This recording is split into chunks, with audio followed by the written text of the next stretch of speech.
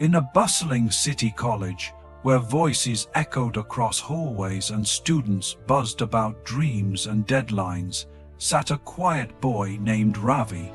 He wasn't the kind who stood out. He didn't wear fancy clothes, didn't carry expensive gadgets, and rarely raised his hand in class. But what set him apart was his discipline. He had a routine as predictable as the ticking of a clock. Every day, Ravi arrived 10 minutes early, walked straight to the last row of the lecture hall, and sat in the third chair from the window. That chair became his place, not officially, no nameplate, no reservation, but somehow everyone knew it belonged to him. Even the mischievous ones who would often switch seats for fun never touched that spot. It was as if Ravi's quiet presence had marked it with invisible respect. What most students didn't know was that Ravi's life outside college was a mountain climb. He worked nights at a roadside tea stall just outside the railway station. From dusk till midnight, he served cups of chai to travelers and tired workers. The scent of cardamom and the clinking of steel cups had become as familiar to him as textbooks and chalkboards.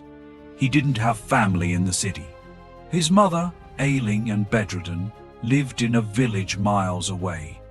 His father had passed away years ago, and since then, Ravi had become the man of the house from afar.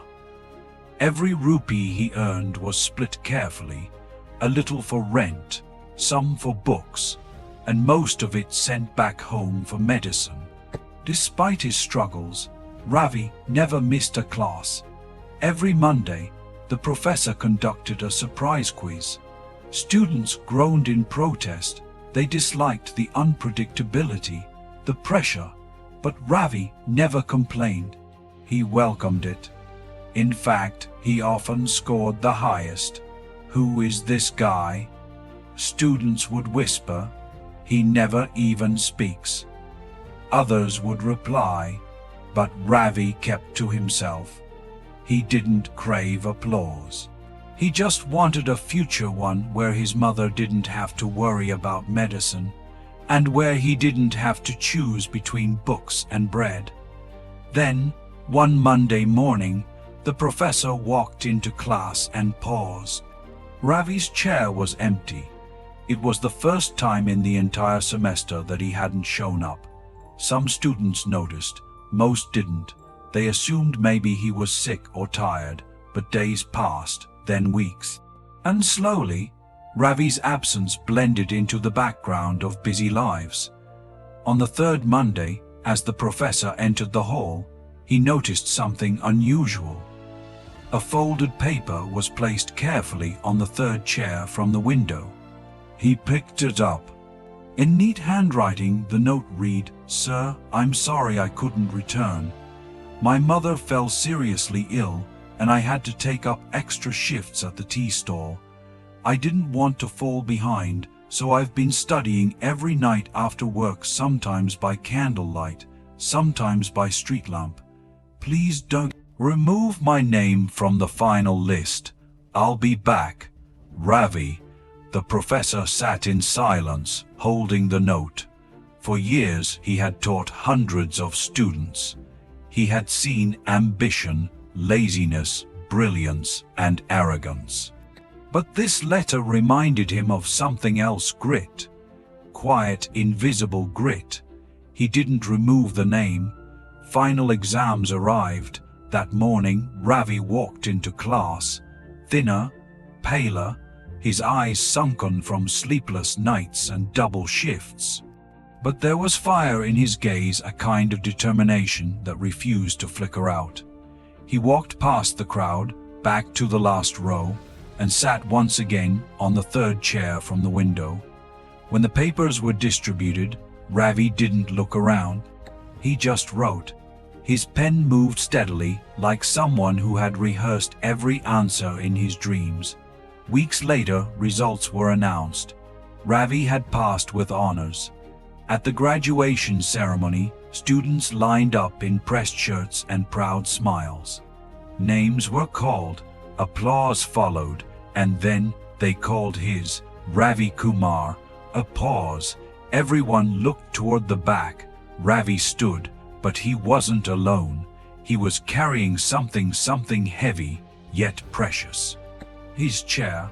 Gasps rose from the crowd. Whispers turned into murmurs. The professors sat up, recognizing the familiar wooden seat. Ravi walked slowly to the stage, chair in hand. Then he placed it beside the podium. He took the mic and said, "I know most of you didn't notice me. I sat quietly, did my work, and went home not because I didn't want to be seen, but because I couldn't afford to be distracted. This chair, it was more than wood and screws to me. It was my anchor. When I wanted to quit, it reminded me why I started. When I was exhausted from work, it gave me a place to rest and reset. When I had no one to talk to, this chair was my witness. Today, I don't stand here because I'm special. I stand here because I kept sitting when others walked away." The hall went silent. Tears welled up in the eyes of students and teachers alike. That chair, once just a seat in the back row, became a symbol. Years later, it sat in a glass box in the university hallway. Beneath it, a plaque read, "When life gives you 100 reasons to quit, sit down, breathe, and remember your reason to begin." This story teaches us success isn't about being in the spotlight. It's about showing up every single day, even when no one's watching, even when no one claps. It's not the applause that shapes your future, it's the quiet decisions you make in lonely classrooms, empty nights, and unseen battles. So the next time you feel like quitting, find your seat, gather your strength, and remember the journey is still yours to finish.